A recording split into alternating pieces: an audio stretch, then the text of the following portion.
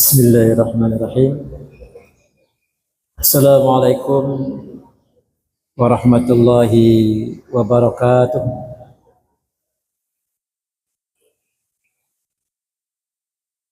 Alhamdulillah rabbil alamin. Wassalatu wassalamu ala asyrafil anbiya'i wal mursalin wa ala alihi wa sahbihi ajma'in. Allahumma alhimna marashida umurina wa a'idna min sururi anfusina wa min sayyiati a'malina. Alhamdulillahilladzi ahyana ba'dama amatana wa ilaihin nusur. Wa qala ta'ala a'udzu billahi minasyaitonir rajim. Bismillahirrahmanirrahim.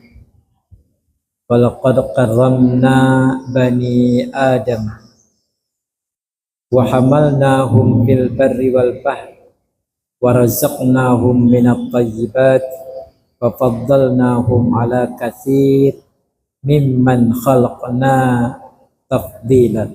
Sadaqallahul azim. Kaum muslimin jemaah salat subuh rahimakumullah. Alhamdulillah, puji syukur kita panjatkan kehadirat Allah Subhanahu wa taala yang mengumpulkan kembali kita di subuh hari ini dalam rangka untuk ta'lim wa ta'lum, sama-sama belajar untuk mentaati Allah Subhanahu wa taala dengan ilmu-ilmu yang disampaikan oleh baginda Rasulullah sallallahu alaihi wasallam. Dan tidak lupa mudah-mudahan dengan hadirnya kita, Allah Subhanahu wa taala berkahi umur yang kita punya. Allah Subhanahu wa taala berkahi rezeki yang kita dapat. Allah Subhanahu wa taala juga berkahi waktu yang kita jalani. Salat beriring salam kita haturkan pada junjungan Nabi Allah Muhammad Rasul sallallahu alaihi wasallam. Allahumma shalli ala Muhammad wa ala ali Muhammad. Hadirin jemaah yang dirahmati Allah Subhanahu wa taala. Judul tema daripada subuh kita hari ini adalah tentang derajat manusia. Allah Subhanahu wa taala berfirman dalam surat Al-Isra ayat 70. A'udzubillahi minasyaitonir rajim. Wa laqad karramna bani Adam. Sungguh telah kami muliakan keturunan daripada Nabi Adam. Wa hamalnahum fil barri wal bahri wa razaqnahum minat thayyibat wa faddalnahum ala katsir mimman khalaqna tafdila. Kami sediakan bagi mereka itu, bagi keturunan Adam ini, kendaraan, kata Allah, baik di darat maupun di laut. Dan kami berikan juga kepada mereka rezeki yang baik. Juga kami berikan kepada mereka kelebihan atas makhluk-makhluk Allah yang lain yang kami ciptakan. Hadirin yang dirahmati Allah SWT, inilah manusia ini. Ternyata Allah Subhanahu wa taala jadikan kita sebagai manusia bukanlah diletakkan ke dunia begitu saja, tapi oleh Allah Subhanahu wa taala jadikan kita ini manusia untuk mengisi dunia dengan fasilitas-fasilitasnya. Kendaraan diberikan. Bayangkan manusia ini selalu naik kendaraan. Pada saat dia dalam rahim, maka kendaraannya adalah perut ibunya. Jadi dia tidak langsung jalan. Di rahim perut ibunya itu jadi kendaraan. Kemana ibunya pergi, dia ikut. Gitu. Baik ke pasar, boleh ke rumah, tulak begawi, apapun kendaraan waktu dia di rahim adalah perut ibunya. Lalu lahir dia ke dunia, kendaraannya adalah gendongan orang tuanya. Lahir ke dunia langsung disambut bidan, Pak. Langsung disambut oleh bidan. Kendaraannya. Lalu kemudian diarah ke sana sini oleh orang tuanya, dibawa ke sana, dibawa kemari waktu dia masih bayi. Lalu besar sedikit, anak ini kendaraannya bisa jadi sepeda. Dia pergi ke sekolah sudah naik sepeda. Besar lagi kemudian naik motor.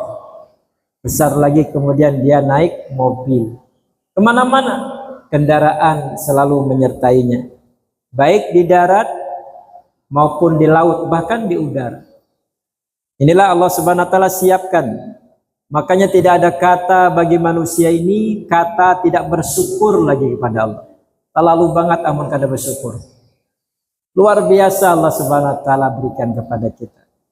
Bukan hanya itu, Allah Subhanahu wa taala juga berikan rezeki-rezeki yang baik. Makan kita dijaga oleh Allah. Minum kita diberikan oleh Allah Subhanahu wa taala. Semiskin-miskinnya orang, maka dia masih dapat makan. Sesusah-susahnya orang, dia masih dapat diberikan minum. Ini Allah Subhanahu wa taala. Maka kalau hari ini orang mengeluh, mungkin tidak makan, tidak minum, tapi ada saja rezeki dia untuk mendapatkan makan dan minum dari Allah Subhanahu wa taala. Dan lebih hebat lagi, wa faddalnahum ala katsirin mimman khalaqna tafdila. Bahkan Allah Subhanahu wa taala katakan manusia itu melebihi daripada makhluk-makhluk yang lain yang diciptakan Allah. Nah, hebatnya kita ini. Allah Subhanahu wa taala ciptakan melebihi daripada makhluk yang lain. Kalau kita pikir makhluk yang lain banyak. Ada malaikat di sini. Ada hewan-hewan. Ada makhluk-makhluk Allah yang lain. Tapi kita oleh Allah Subhanahu wa taala diberikan kelebihan. Min Amr bin Ka'ab Abu Hurairah radhiyallahu an qala Rasulullah sallallahu alaihi wasallam ya Rasulullah man a'lamun nas. Maka Abu Hurairah radhiyallahu an masuk ke rumah Rasulullah dan bertanya, ya Rasulullah, siapakah makhluk yang terpandai? Siapakah makhluk terpandai? Qala al-aqil. Maka jawabnya manusia yang otaknya normal. Ini yang dikatakan oleh Rasulullah SAW saat ditanya oleh Abu Hurairah, orang yang terpandai itu adalah orang-orang yang otaknya normal, berakal dia. Qala man a'budun nas. Siapa pula manusia yang paling beribadah? Qala al-aqal, yaitu manusia-manusia yang sehat akalnya.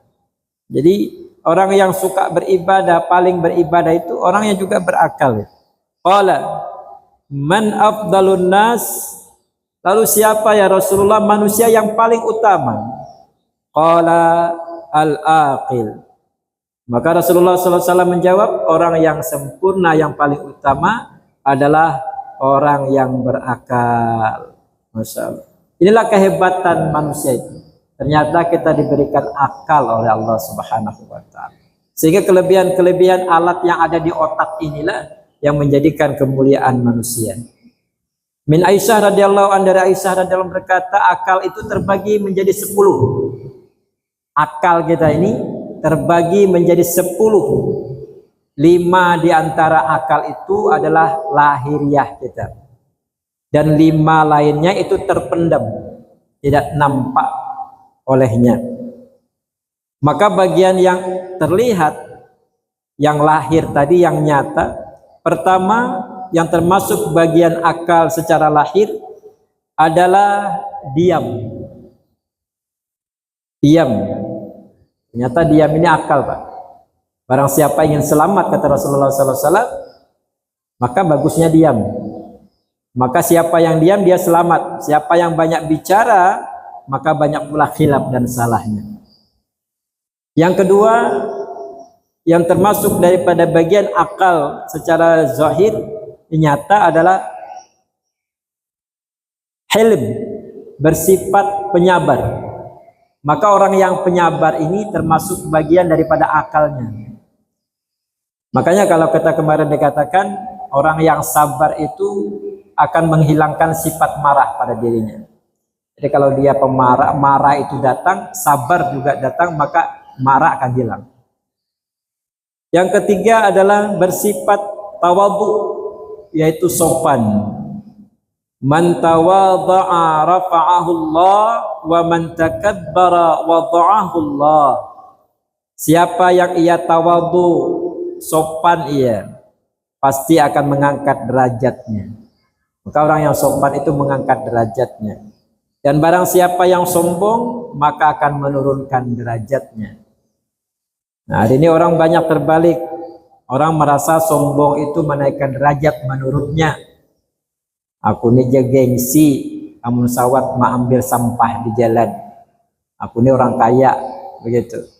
Sopan menyapu masjid. Sopan bersihkan WC. Nah, itu. Karena itu bukan pekerjaanku sebagai orang kaya. Gawian bukan guring, tanda tangan, hanya pejabat-pejabat saja. Sebenarnya jemaah yang dirahmati Allah Subhanahu wa taala, pekerjaan yang kita anggap hina, yang kita anggap rendah, itulah memberikan sifat tawadhu kita. Itulah memberikan sifat tawadhu kita.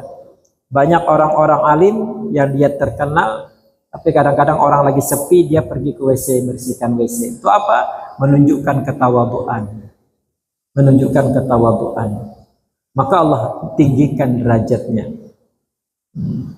Orang-orang yang tawadhu, maka Allah akan angkat derajatnya. Jadi tidak perlu sopan, tidak perlu gengsi di hadapan manusia.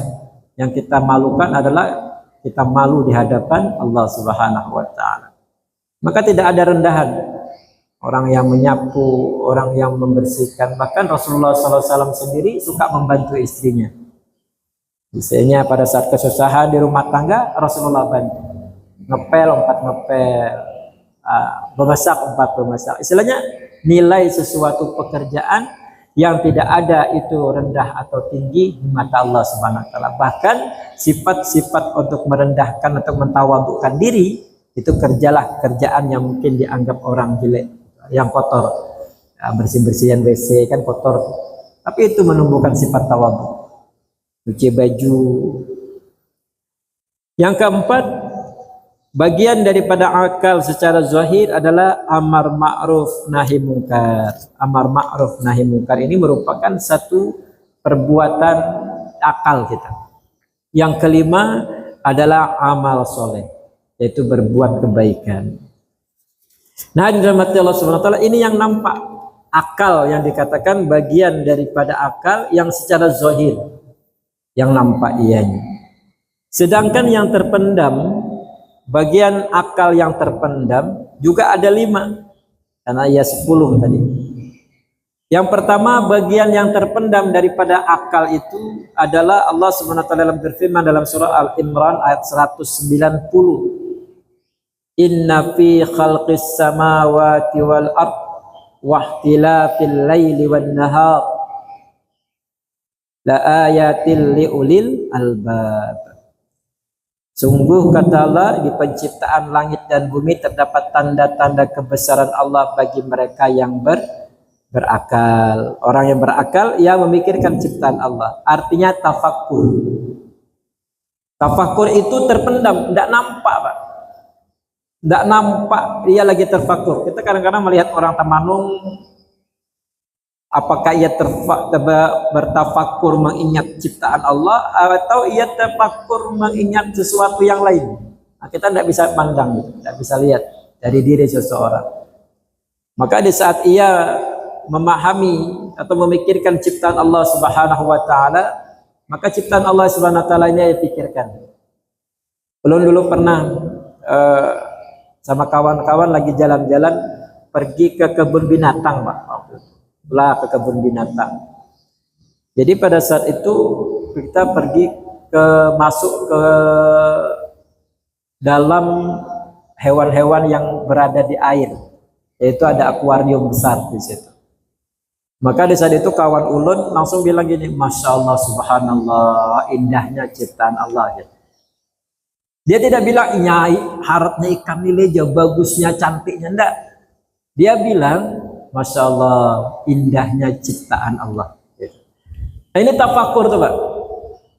Dia sesuatunya kembalikannya kepada Allah SWT. Jadi pada saat Allah SWT menciptakan makhluk-makhluk yang belum pernah kita lihat, maka kita ucapkan subhanallah. Maka ini menunjukkan kekaguman kita kepada Allah SWT. Ini kehebatan. Maka ayat-ayat yang menunjukkan kekaguman itu sering diucapkan dengan kata subhanallah. Isra Mi'raj juga kata awal subhanallah. Maka di saat mereka kekaguman subhanallah. Kadang-kadang orang yang paham, kita naik kendaraan dalam speedboat, umpamanya pandang langit, Masya Allah. Kadang-kadang langit itu indah, Pak. Indah, ada warna birunya, ada warna putihnya, Masya Allah. Kita ucapkan subhanallah, indah betul ciptaan Allah SWT. Melihat lautan juga, kadang-kadang lautan itu indah. Gitu. Maka segala kita pandang indah, maka kita bertasbih kepada Allah. Ini menunjukkan tafakur kita. Tafakur kita kepada Allah SWT. Yang kedua adalah al-ibrah. Ini juga yang terpendam. Terpendam. Yaitu orang tersebut pandai memetik pelajaran dari hal-hal yang dilihatnya atau yang terjadi sebelumnya, atau ia jadi pengalaman bagi hidupnya, atau sejarah-sejarah ibrah, cerita-cerita sahabat, cerita-cerita zaman-zaman dahulu yang menjadi contoh, menjadi iktibar bagi dirinya. Pernah satu ketika zaman rahmatullah sallallahu alaihi ada di zaman Malik bin Dinar, ada dua orang kakak beradik, dua bading nih.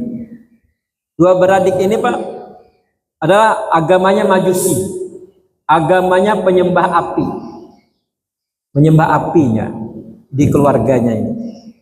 Maka satu hari adiknya berkata kepada abangnya, Bang, kita ini sudah 35 tahun nih nyembah api.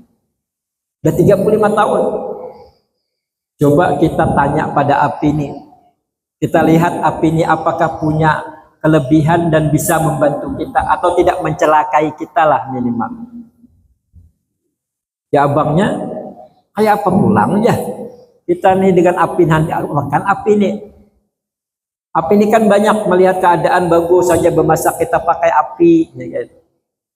Lalu kata adiknya, tidak, kita ingin lihat apakah api ini bisa untuk menolong kita, apakah api ini bisa untuk tidak mencelakai kita.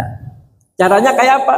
Kata abangnya, coba kita pegang api ini, karena kita sudah menyembahnya, kita mintainya itu bisa tidak membakar tangan kita dasar kita pegang. Kira-kira bisa enggak gitu? Ya abangnya, kita coba aja. Iya kata adanya, kalau seandainya api itu tidak terbakar, tangan kita diletakkan, maka kita harus tetap menyembah api ini. Kita tetap menyembah api ini. Saya pada saat itulah dicobalah, kata abangnya, siapa yang coba duluan? Abang aja lah, jangan ading nih tadi. Kadang aku ya, ikam aja. Maka pergilah adiknya Pak, mendekati api dan dipegang api itu Pak. Pada saat dipegang api Pak, ternyata panas, letuk tangannya Pak. Cepat-cepat ditariknya, apa katanya sama abangnya, Bang, ternyata api yang sudah 35 tahun kita sembah nih, magune membakar kita. Nah, begitu. Masih membakar tangan kita. Maka tidak ada fungsinya kalau api ini disembah, kadang mendatangkan manfaat. Jadi apa kata abangnya? Udah kita pindah agama aja. Pindah agama kemana? Aku lihat di rumah Malik bin Dinar itu banyak orang berbondong-bondong ke sana untuk masuk Islam. Nah ini awal riwayatnya. Akhirnya karena merasa api ini tidak bisa memberikan manfaat waktu itu bagi mereka, tidak bisa menolong di saat mereka mengangkat tangan itu, bukannya dingin tangannya, bukan aman tangan tapi terbakar, mereka langsung merasa ini tidak ada fungsi. Maka pindahlah mereka ke rumah Malik bin Dinar untuk memeluk Islam. Pada saat itu sang abang berkata, wahai adikku, aku tidak sanggup ke situ. Kenapa bang? Aku ini sudah lawas nih, kita ini sudah lama beragama daripada Majusi.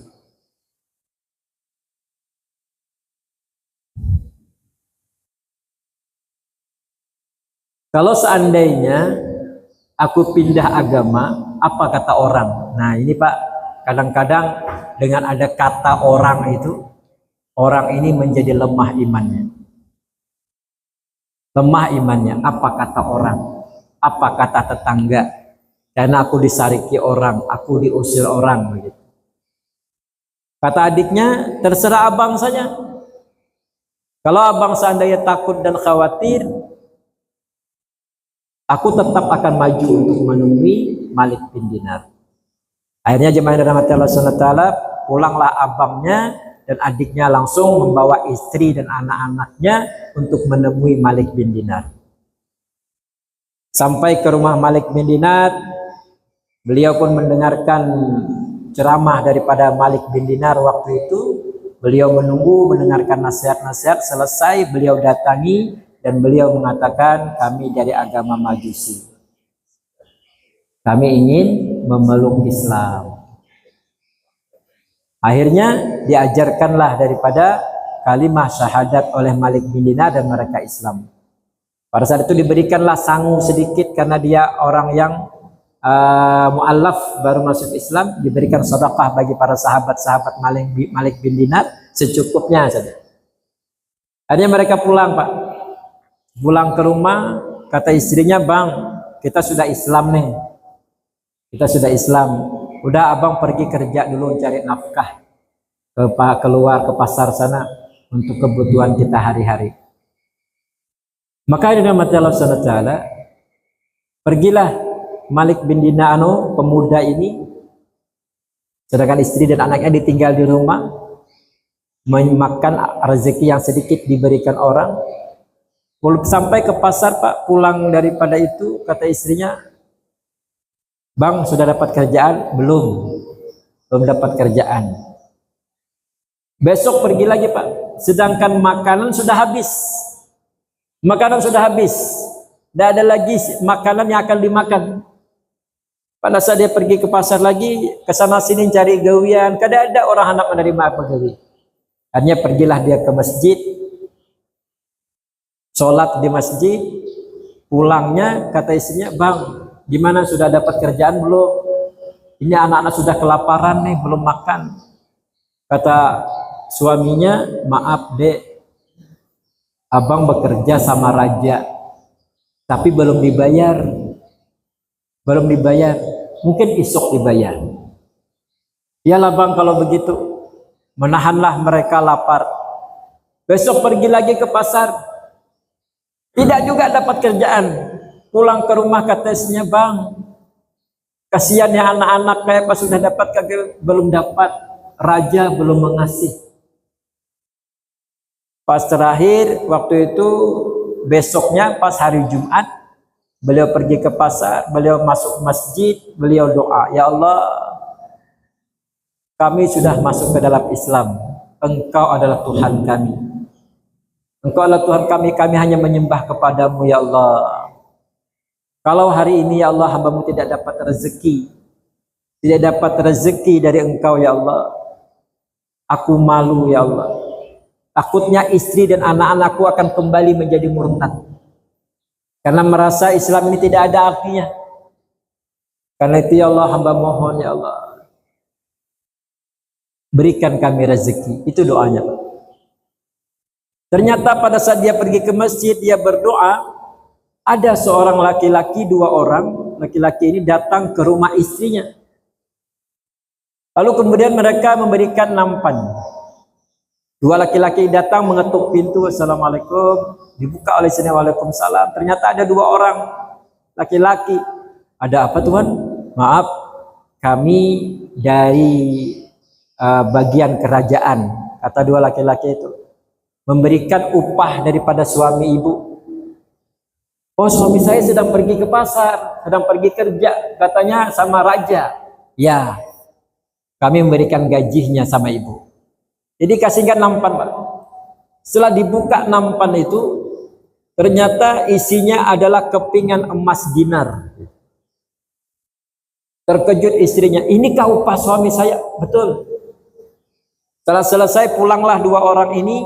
Wanita ini bingung, karena pada saat itu suaminya belum datang juga, maka diambilnya satu kepingan dinar itu, dibawanya ke pasar, dan sampai di pasar, orang yang menerima kepingan emas itu terkejut. Ibu dapat emas ini dari mana? Dinar ini dari mana? Ini upah suami saya. Terkejut orang itu, upah suami ibu yang gimana? Suami saya pergi ke masjid, katanya kerja sama raja. Kami ini sudah Islam nih, tapi tidak tahu datang-datang ada orang mengantarkan, terkejut orang ini, karena ini uang, Pak, bukan uang sembarangan. Dinarnya bukan dinar sembarangan. Kok bisa seperti itu? Karena kami Islam, kata istrinya. Makanya suamiku dapat gajinya seperti ini. Maka akhirnya orang Nasrani yang tadi pedagang emas tadi membelikan dan digantinya dengan 100 dinar, dan dia kembali masuk Islam. Nah, gara-gara bilang itu. Hanya dibawa istrinya lah ke rumah uang ini tadi. Dimasak, belikan makanan, belikan semua keperluan rumah tangga. Suaminya yang dari masjid tadi, Pak, karena hatinya masih ragu. Apa yang kubawakan untuk istriku makan nih? Dia ada apa-apanya. Akhirnya ambilnya lah plastik. Dibungkusnya lah pasir. Ambil aja pasir nih, jah. Karena bilang biniku aku ini gandum, ini beras nih. Biar istri menyenangkan hati bini, walaupun karena pembual gitu. Ambilnya pasir, dimasukkan ke dalam kantongan, lalu dibawanya pulang. Sampai depan rumah, dia mencium bau harum masakan nih. Nah, dari mana pulang bau masakan harum nih tadi? Masya Allah. Akhirnya diketuk pintu rumah, istrinya pada saat membuka pintu, ternyata suami langsung dipeluk suaminya. Menangis istrinya, wahai abang, alhamdulillah abang sudah terima gaji, upah dari pekerjaan abang. Suaminya bingung, upah yang mana nih dalam hati.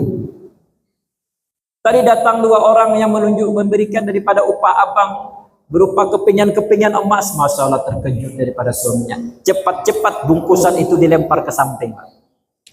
Takutan bininya melihat bahwa itu adalah pasir gitu. Setelah selesai, bang, ini sudah kumasakkan makanan. Oh, alhamdulillah, kata suaminya, sujud syukur suaminya. Bang, yang abang bawa tadi apa? Tidak ada apa-apa. Udah, kata istrinya, diambil lah istrinya pak kantongan. Ternyata pada saat dibuka, masya Allah, ternyata betul gandum.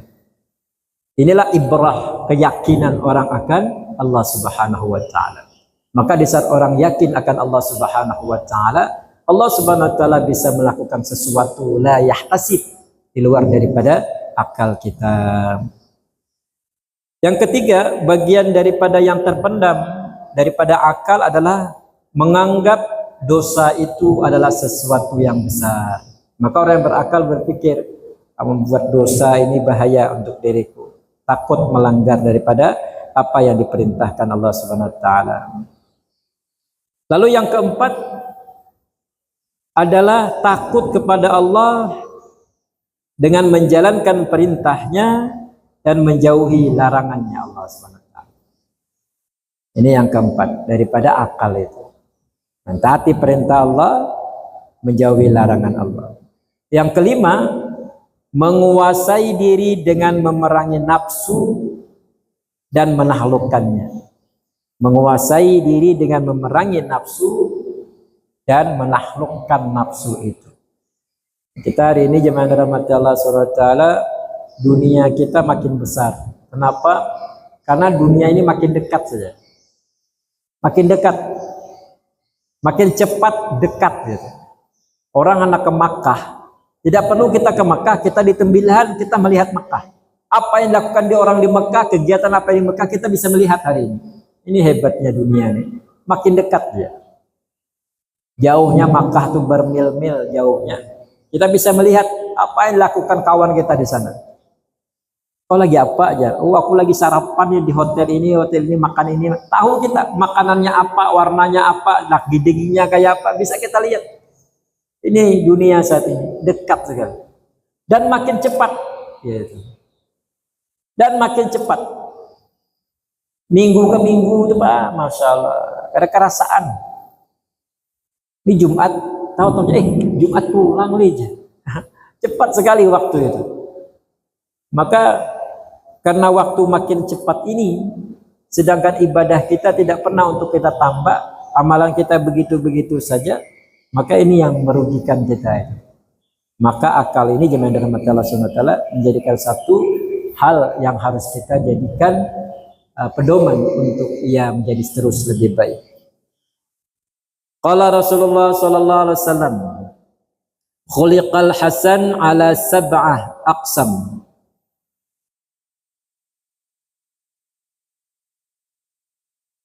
Khuliqal hasan atau kebaikan ala sab'ati aqsam, itu terbagi daripada 7 bagian.